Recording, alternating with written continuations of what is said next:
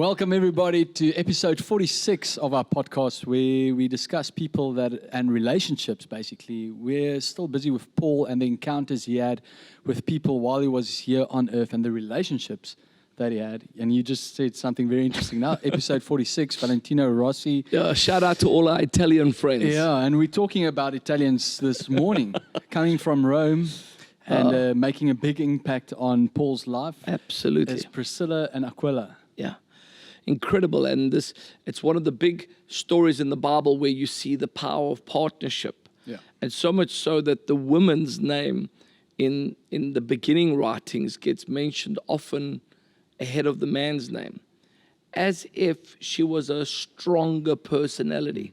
And you know my take on that. I don't think we in the church give enough attention to that you get different personalities. And if you'd like to put it in the disc profile, you get D for dominant, R for influential, S for steady, and C for correct and conscious.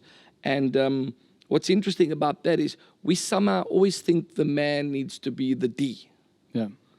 But if the man is a personality of an RS, the chances that he falls in love with a dominant woman is very possible. Yeah. And maybe you should speak a little bit about the trade there, because it's interesting that it's not often that women get described as having their own trade. But this woman did. Yes. And it speaks of someone who's very independent and very, of her own journey, and yet her and her husband collaborate. Yeah, I think just over the centuries now, we've seen that there was people, a lot of people pointing fingers at the church saying they suppress women.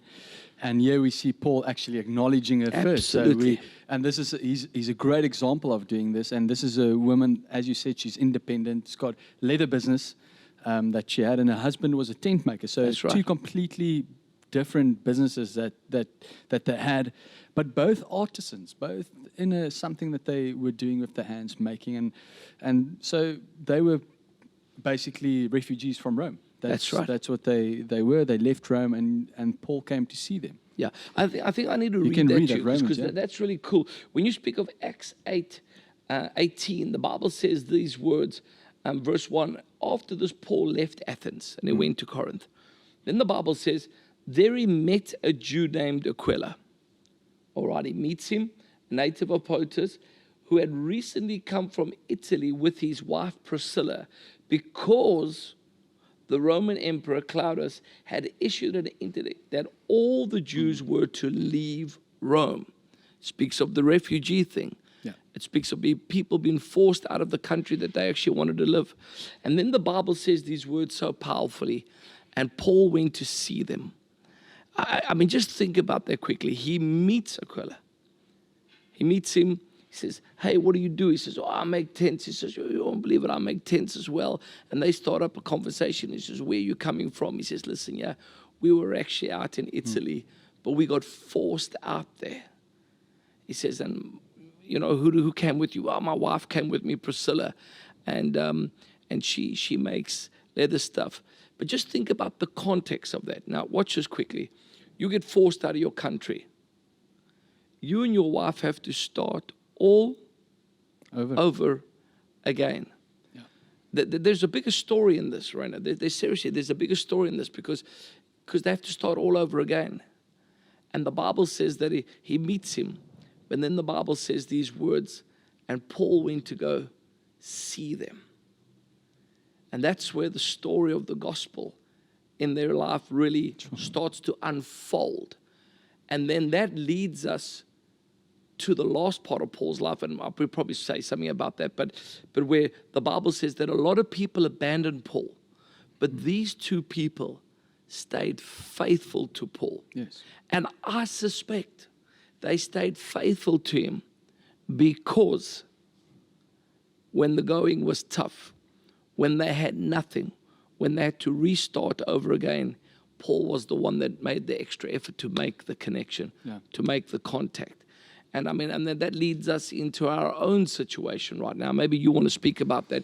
You and I love some families out in the Ukraine. Yeah, so we know, I think, what's happening in the Ukraine, but it's not just Ukraine. I think there's a couple of countries that's experiencing this and persecution, and people are having to leave and becoming refugees. And you have to remember Mary and Joseph as well were refugees. Yes, Jesus absolutely. came as a refugee.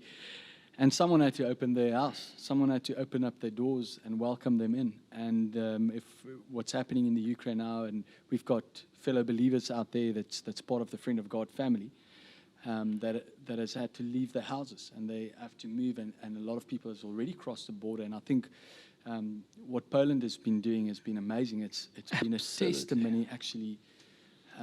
Slovenia, Yeah, and a good example of what's happening. But I just want to. It's just great to see how the family of God operates. So I get a text from a friend in Ukraine telling me, listen, I've got another friend he needs to leave with his family. The son has got a little bit of a disability. They need to go to Germany. Can you help out? I'm like, I'm in South Africa, but I'm pretty sure we've got connections in Germany.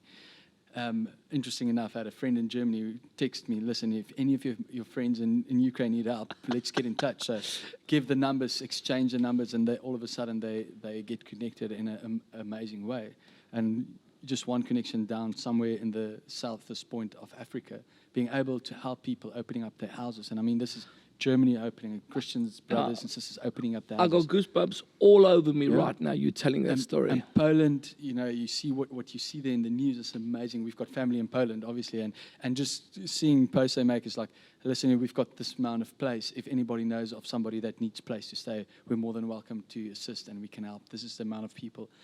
And I just think in our context in South Africa, how many of us will go, yes, I'll open my house to refugees. I'll open my house. Disrupt my whole world that I know, my dining time, my time with my family, all the comfort that I have in my house, my little security that I've got with my electric fence. Opening all of that, becoming vulnerable for actually people to know you better and experience your lifestyle. Yeah, listen, I think you're asking a question in our country that can't even be answered right now. Yeah. That's just the reality. I just wonder if you do stretch your hand out. Just think about this for a moment. Will those Ukrainians that you were involved helping, will they ever forget you? No. Any story of success, your name will be connected to that forever. And you look here at Priscilla and Aquila, you look at them and they become very influential, giving people. So they rise up from their refugee status to people that are actually able to assist Paul. Yeah. Rebuild their business. Yeah. And they actually become a ministry partner with Paul. Yeah. And they stay faithful till the end because he was there in a dire moment. And may that be our testimony. You've just stirred my heart in a big way. I'm jealous that I'm not a part of that story, but we're part of other stories as well. That's very, very cool. And I think it's also just being sensitive to the opportunities that's there, that it is easy just to say no sometimes, just to be in your comfortable and just sending that text and you're not 100% sure. But we have to open our hearts first of all, I think. Yes, sir. We have to open our hearts and really experience what in that situation.